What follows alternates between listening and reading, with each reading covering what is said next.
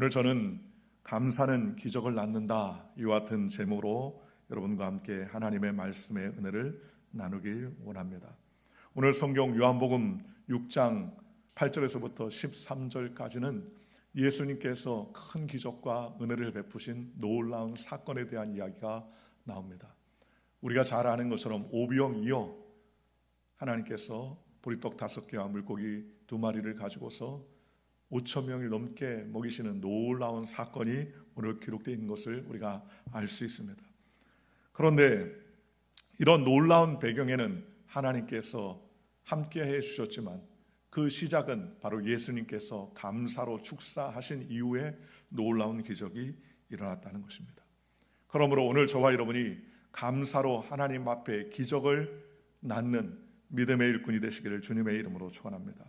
탈무드에 보면 이런 말이 있습니다. 세상에서 가장 현명한 사람은 항상 배우는 사람이요, 세상에서 가장 강한 사람은 자기를 이기는 사람이요, 세상에서 가장 행복한 사람은 모든 일에 감사하는 사람이다 라는 말이 있습니다.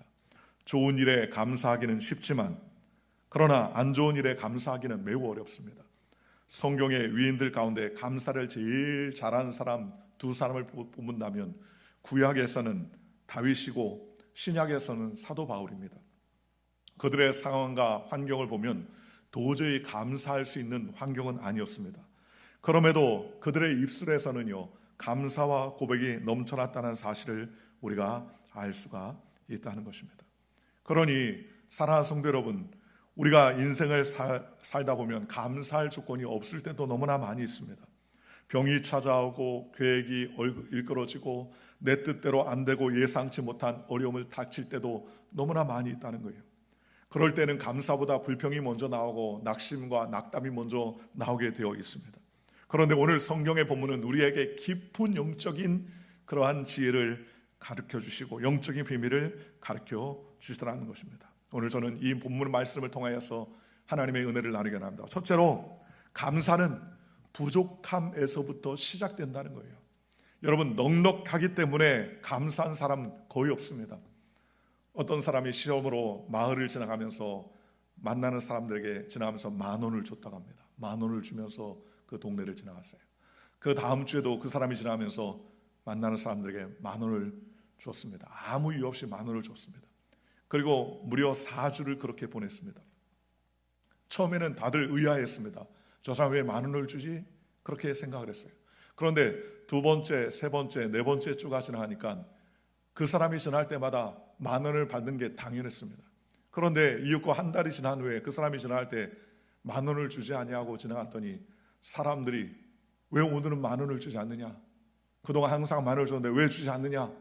10,000원이 없다면 5,000원이라도 줘야 되는 거 아니냐?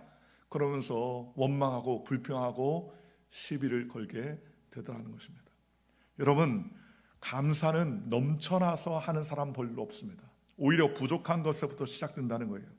개역 개정 성경 기준으로 보면 감사라는 단어가 구약과 신약을 합쳐서 모두 196번이 나옵니다.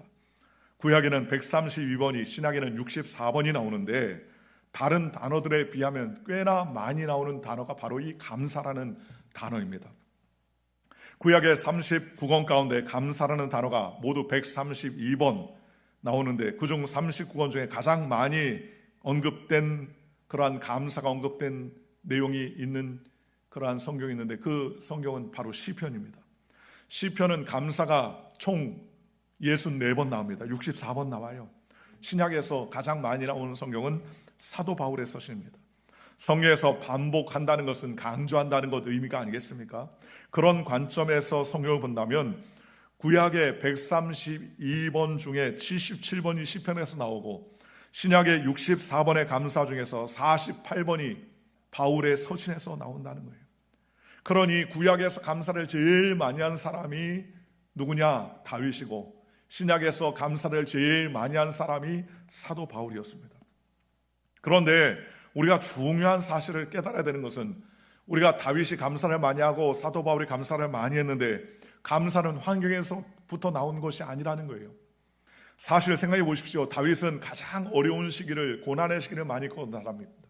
그는 어렸을 때 사무엘이 와서 이새의 집안에서 왕을 세울 때에도 말지했던 다윗은 아버지가 괜히 사고나 치지 말고 너는 멀리 떨어져 있으라고 양을 치러 보냈습니다. 시편에 보면 아버지도 나를 인정해 주지 않았다라는 다윗의 고백이 나옵니다.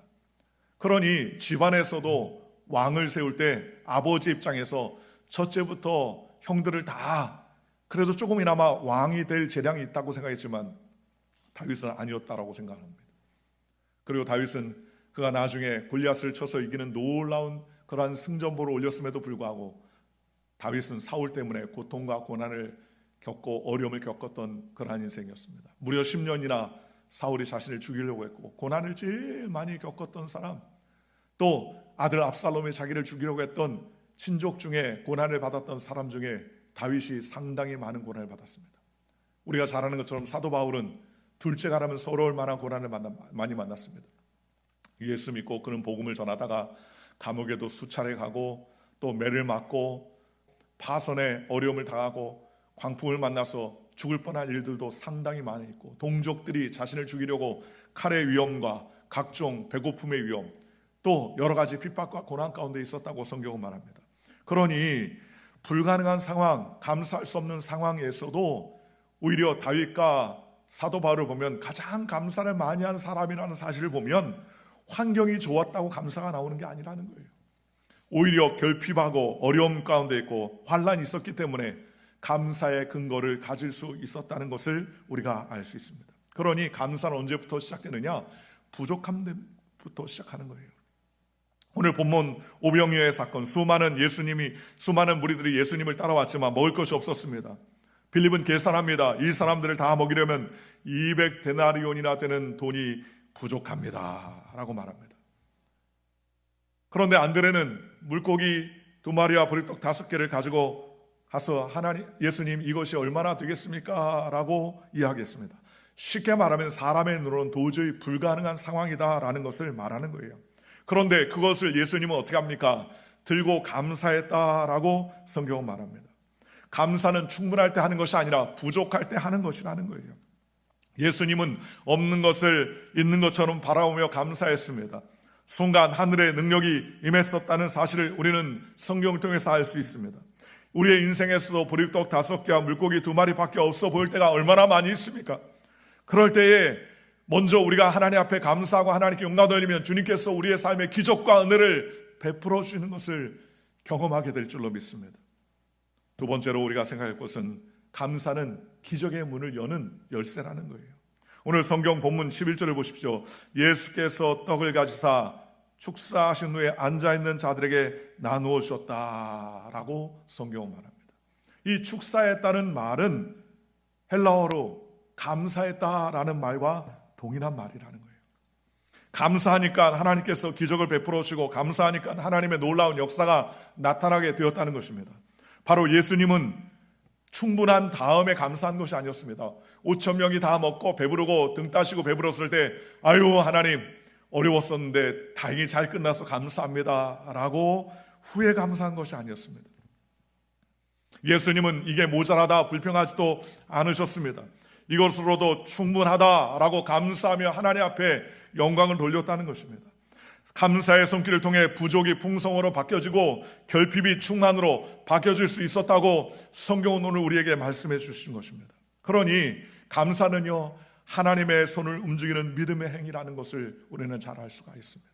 사랑하는 성도 여러분, 믿음이 있는 곳에 감사 있고 감사가 있는 곳에 기적이 일어나게 되어 있습니다. 그러니 오늘 저와 여러분이 가진 것이 없다고 적다고 낙심하지 마십시오. 감사할 때 하나님 그 가진 것을 통해서 하나님께서 기적을 베풀어 주시고 은혜를 베풀어 주시는 것입니다. 내 손에 든 것이 무엇이냐? 주님 물어보십니다.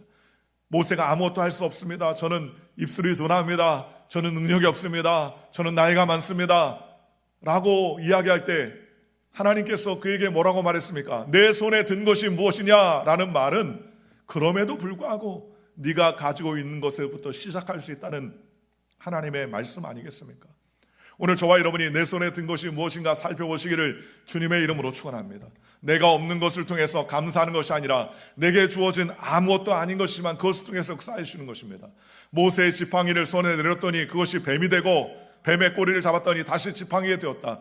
전능하신 하나님이 함께 하시자 그 지팡이를 통하여서 홍해를 갈라내고 반석을 쳐서 물을 내고 하나님 앞에 기도한 즉 하늘에서 만나가 내리고 메추라기가 내려와지는 놀라운 역사와 기적이 일어날 수 있었다는 것입니다. 바로 내 손에 든 것이 보잘것없는 나무 막대기고 생명이 없는 그런 지팡이라 할지라도 하나님 앞에 감사하며 하나님 앞에 나아가면 하나님께서는 그것을 통하여서 들어서 사용하시는 줄 믿으시기를 주님의 이름으로 축원합니다. 1892년에 미국의 시카고에서 태어난 워너 솔맨이라는 사람이 있습니다.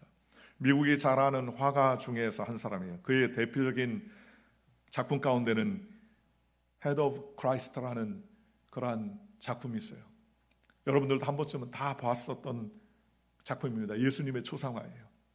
예수님의 모습이 담긴 그 그림책은 1940년에만 500만 부 이상이 인쇄되었고 오늘까지 세계에서 가장 많이 알려진 예수 그리스도의 모습으로 보여주고 있습니다.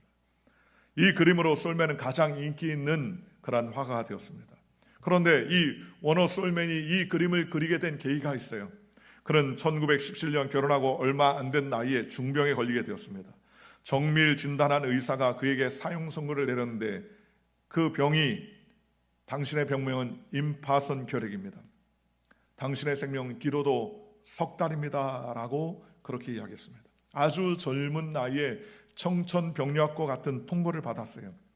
그 말을 들은 워너 솔맨은 마음에 심각한 절망이 찾아왔습니다. 3개월 후에 죽는다는데 무슨 소망이 생기겠습니까?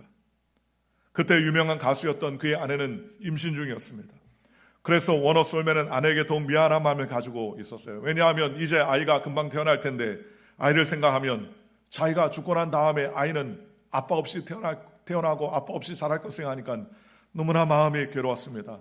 임신한 아내를 보면 심신이 너무 괴로웠습니다. 어느 날 그가 몹시 괴로워하면서 매일 절망에 빠져 신음하고 있을 때에 그의 아내가 그를 위로하며 말했습니다. 여보, 3개월밖에 못 산다고 생각하지 말고 하나님이 3개월이나 선물을 주셨다고 생각하며 감사하며 삽시다. 그렇게 이야기했어요. 아무도 원망하지 맙시다. 이제 3개월이 남았다는데 왜 3개월입니까? 하지 말고 3개월을 선물로 마지막 주셨다고 생각하면서 이 천금 같은 시간을 가장 아름답게 만들어 봐요 라고 아내가 이야기하더라는 겁니다. 생각해 보세요. 3개월도 못 살고 준 사람 얼마나 많아요. 교통사고 나서 비명 행사하는 사람, 사고로 죽는 사람, 갑자기 예고 없이 죽음이 찾아오는 사람 얼마나 많아요. 그런데 당신에게 3개월이나 살 수 있게 하나님께서 기간을 주셨으니 절대 감사합시다. 그렇게 아내가 이야기하더라는 겁니다. 이 워너 솔맨은 아내의 말을 곰곰이 생각할 때 원방과 더 이상 불평의 말을 하지 말자라고 결심을 했어요. 아내의 말대로 3개월 동안 오직 감사 그리고 감사를 고백하며 살겠다 그렇게 마음에 결심했습니다. 그때부터 그는 모든 것이 감사했어요. 생각해보니까 숨 쉬는 것도 감사하고 하늘을 바라볼 수 있는 것도 감사하고 자신이 그림을 그릴 수 있었던 것도 감사하고 귀한 아내를 만난 것도 감사하고 앞으로 태어날 자녀도 생각하니까 다 감사했습니다. 아침에 일어나 골목길을 가는 그 골목길조차도 3개월 후에 다시 보지 못한다고 생각하니까 지금 누릴 수 있는 것이 너무너무나 감사했습니다. 그러면서 자신이 화가이니까 화가로서 내가 그림을 그려야 되겠는데 어떤 그림을 그릴까라고 생각하다가 자기 생의 마지막 작품이라고 생각하고 헤드 오브 크라이스트를 그리기 시작했습니다. 예수님의 얼굴을 그린 것이죠. 심사숙고하고 그건 최선을 다해서 감사하는 마음으로 예수님의 얼굴을 그렸습니다. 그런데 놀라운 기적이라는 거예요.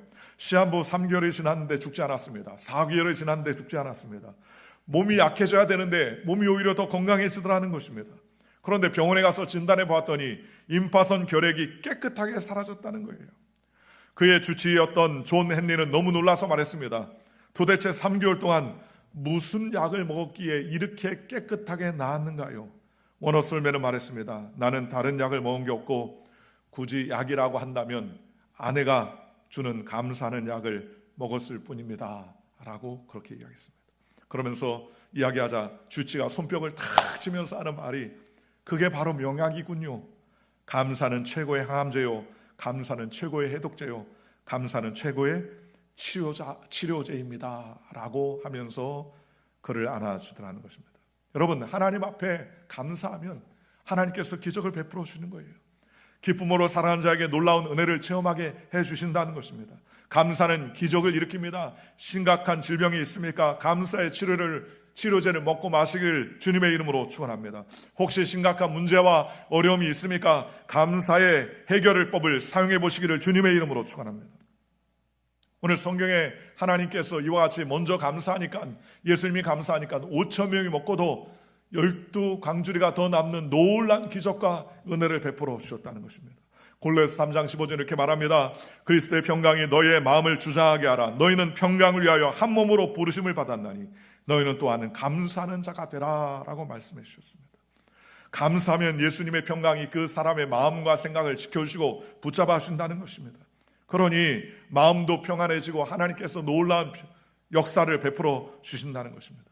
시편 50편 23절에 이렇게 말합니다. 감사로 제사를 드리는 자가 나를 영화롭게 하나니 그 행위를 옳게 하는 자에게 내가 하나님의 구원을 보이리라 라고 주님께서 말씀해 주셨습니다. 오늘 저와 여러분이 하나님의 은혜 가운데 감사하는 믿음의 백성이 되시기를 주님의 이름으로 축원합니다. 미국의 유명한 신학자였던 매튜 엘리는 어느 날 강도를 만나서 돈을 다 뺏겨놨어요. 그리고 그날 집에 들어왔어요. 갖고 있었던 돈을 다 뺏기고 구사일생으로 살아서 집에 돌아와서 그는 그날 저녁에 일기를 썼습니다. 그러면서 그렇게 썼어요. 오늘 나는 하나님께 감사한다. 첫째, 강도를 처음 만난 것도 감사하다. 둘째, 그가 나의 생명을 빼앗지 않은 것이 감사하다. 셋째, 내가 빼앗긴 것이 있었음에 감사하다. 넷째, 내가 강도가 아니란 것에 감사하다 하면서 모든 것을 하나님께 주권적으로 맡기고 믿음으로 고백하게 되었다고 성경은 말합니다. 사랑하는 성도 여러분, 감사는 기적을 일으켜요. 오늘 예수님께서 5천 명이 모여서 먹을 것이 없었음에도 불구하고 작은 어린아이의 도시락이었던 물고기 2마리와 보리떡 5개를 받으시고 뭐 하셨다고 했습니까? 축사하셨다는 거예요. 하늘을 우러러보시고 축사했다는 것입니다. 그것은 하나님, 이 상황을 감사합니다. 이 상황을 축복해 주시옵소서 라고 감사했었습니다. 예수님이 또 한 번 감사했던 적이 있습니다. 예수님은 요한복음 11장에 나사로가 죽었다는 이야기를 듣고 예수님은 그 집에 찾아갑니다.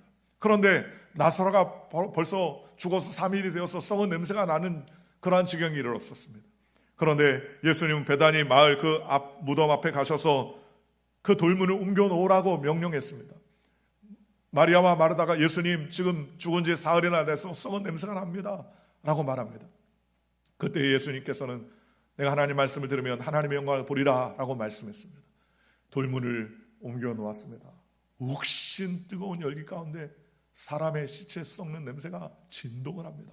모든 사람들이 코를 잡고서 어쩔 줄 몰라 하는 그러한 상황 가운데 있었습니다. 그런데 그때 예수님이 가장 먼저 한 것은 무엇이었습니까? 그것은 하나님 앞에 기도하는 것이었습니다. 하나님 앞에 이렇게 기도합니다. 요한복음 11장 41절에 이렇게 기도합니다. 예수께서 눈을 들어 우러러보시고 이를 때 아버지여 내 말을 들으시는 것을 감사하나이다. 무슨 말입니까? 지금 나사로가 살아난 것도 아니었습니다. 썩은 냄새가 나는 거예요.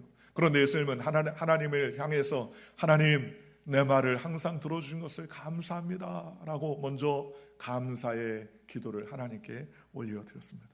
여러분, 우리가 착각하는 것 중에 하나가 무엇인지 아십니까? 그것은 기적이 감사 후에 나온다고 생각해요. 감사는 기적 후에 나온다고 생각하는 것이라는 거예요. 그렇지 않다는 거예요. 감사가 기적을 불러오는 거예요. 감사가 기적을 가지고 오는 것입니다. 이것이 성경의 비밀입니다.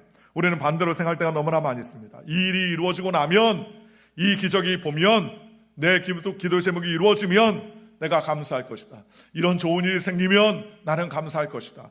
그렇게 이야기하고 생각하는 경우가 얼마나 많습니까? 그러나 절대 그렇지 않습니다. 그런다고 감사하지 않아요. 성경은 뭐라고 말합니까? 기적이 일어나는 이유가 뭡니까? 감사라는 거예요. 감사하니까 기적이 일어납니다. 감사하니까 하나님의 역사가 일어나게 되더라는 것입니다. 정말 진심으로 감사하는 사람이 되면 삶의 모습을 보면 정말 기적이 많이 일어납니다. 우리가 잘 아는 다니엘을 보십시오. 다니엘은 왕의 조서가 찍혀서 이제부터 30일 동안 어느 신에게나 기도하거나 예배를 드리는 자는 사자굴에 집어넣겠다는 사실을 분명히 알았음에도 불구하고 그는 예루살렘을 향하여 창문을 열어놓고 하루에 3번씩 여전히 감사하며 기도했다고 성경은 말합니다. 뭐 했다고요? 바로 감사했다는 거예요. 이게 감사할 일입니까? 신음해야 될 일이죠. 그러나 다니엘은 여전히 하루에 3번씩 그러했던 것처럼 감사했다. 그냥 늘 감사했다는 거예요. 감사가 습관이 되고 감사가 아예 인이 배겨서 그의 입술 가운데서 감사가 나왔습니다. 사자굴에 들어갔었던 다니엘을 하나님께서 기적을 베풀어 주셔서 천사와 함께 하시고 사자들이 입을 봉하여서 하나님의 역사가 일어날 수 있었다는 것입니다. 누구도 예상치 못한 것들, 놀라운 은혜들, 기적들, 이러한 것들을 이끄는 가장 중요한 열쇠가 뭡니까? 그게 바로 감사라는 거예요. 오늘 저와 여러분이 감사가 기적이 일어난다는 사실을 기억하고 감사하는 저와 여러분들 되시기를 주님의 이름으로 축원합니다. 3번째로 감사는 남는 복으로 이어지게 되더라는 것입니다. 기적이 일어난 후에 예수님께서는 제자들에게 이렇게 명했습니다. 남은 조각을 거두어 버리는 것이 없게 하라 그랬습니다. 그들이 나중에 남은 조각들을 거두어 봤어요. 그랬더니 얼마나 남았습니까? 12바구니가 가득 찼다라고 말합니다. 감사로 시작된 기적은요, 그것으로 끝난 것이 아니라 풍성함과 남음의 복으로 열매 맺게 되었다는 것입니다. 감사하는 자에게 하나님은 어떻게 주시느냐? 넘치도록 주시는 거예요. 주라 그리하면 후이되어 누르고 흔들어 넘치도록 하여서 너희에게 안겨주리라 라고 하나님은 우리에게 말씀해 주셨다는 것입니다. 그러니 감사는 결핍을 채우는 믿음이요 풍성함을 드리는 통로라는 거예요.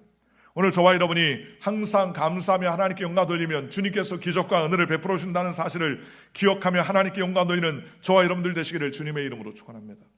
미우라 아야코라는 사람, 빙점이라는 유명한 소설을 쓴 사람이죠. 일본 사람인데 그 사람은 여러 질병을 지니고 삶을 살았는데 아프지 않았으면 기도드리지 못했고 깨닫는 마음으로 말씀을 듣지 못했고 거룩한 얼굴을 우러러보지 못했을 것이므로 질병 중에도 감사한다라고 그렇게 고백했습니다. 질병이 있었기 때문에 아픔을 느끼고 그 아픔이 있었기 때문에 하나님 앞에 기도를 했고 그 기도를 했기 때문에 깨닫는 마음으로 말씀을 들을 수 있었고 하나님의 거룩한 얼굴을 바라보며 주님을 의지할 수 있었다고 성경은 말합니다. 미우라 아야코는 이렇게 말합니다. 오늘 저와 여러분이 이런 믿음의 백성이 되시기를 주님의 이름으로 축원합니다. 하나님의 은혜 가운데 나아가면 주님께서 붙잡아주시고 은혜를 베풀어 주신다는 것입니다.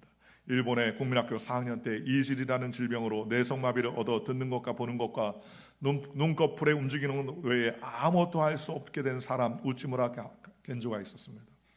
그의 몸은 머리만 크게 발달하고 나머지는 어린아이의 것 그대로 있는 채 흐느적거리는 그야말로 볼품없는 몰골이었습니다.